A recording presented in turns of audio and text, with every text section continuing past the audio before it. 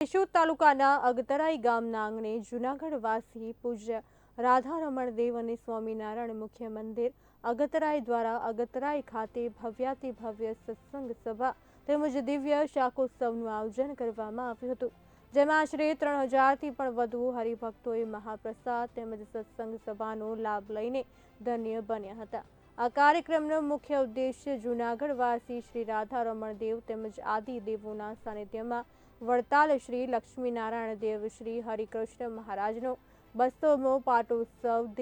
દ્વિશતાબ્દી વર્ષ તથા સ્વામિનારાયણ સંપ્રદાય દક્ષિણ વિભાગ શ્રી લક્ષ્મીનારાયણ દેવ પીઠાધિપતિ 1008 આચાર્ય શ્રી અજેન્દ્ર પ્રસાદજીના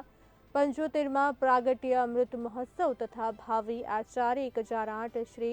નગેન્દ્ર પ્રસાદજી મહારાજના 50મા પ્રાગટ્ય સુવર્ણ જયંતિ વર્ષના સુભાગ ત્રિવેણી ઉત્સવોના ઉપક્રમે સમગ્ર જૂનાગઢ પ્રદેશમાં દિવ્ય શાકોત્સવ યાત્રાનું આયોજન કરવામાં આવ્યું હતું।